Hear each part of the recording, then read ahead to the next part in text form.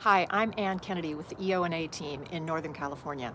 And if you've been following the Zillow versus Compass battle I've been covering, the Chicago lawsuit, the federal judge, the listing data wars, you need to understand something. This is not a Chicago story. It never was. Chicago is just the first domino, and right now another one is falling. Nashville's MLS, called Realtracs, just threatened to cut off Zillow's entire listing feed for the region. Same fight, new city. And we are less than 24 hours from the deadline as I'm filming this. Here's what's happening and why it matters to you and what I think is coming next. Realtracs is not just the Nashville MLS. It serves more than 19,000 real estate professionals across 6 states: Tennessee, Kentucky, Alabama, Georgia, and beyond. This is a serious regional player that just went national. In late April, Realtracs announced it was accepting subscribers from anywhere in the country. Sound familiar? That's exactly what the Chicago MLS, MRED, did right before it pulled Zillow's data feed and touched off a federal antitrust lawsuit. Same move, same timing, same launch partner, Compass. Realtracs says Zillow is violating its updated IDX display rules that require any publicly marketed listing to show up in search results matching buyer criteria. And Zillow has an internal policy that blocks certain listings, specifically Compass's private off-market listings, from appearing on its platform. Realtracs calls that a violation of seller choice. Zillow calls it consumer protection. You've heard this argument before because we've been covering it for weeks. Here's the part that's new. Realtracs went a step further.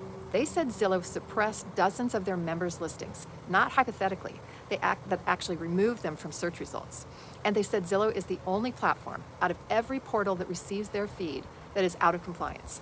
Every other portal agreed to the rules. Zillow refused. Realtracs originally set June 1st as the cutoff.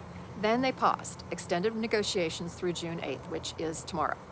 The stated goal is a new licensing deal that actually compensates brokers for the listing content that powers Zillow's business.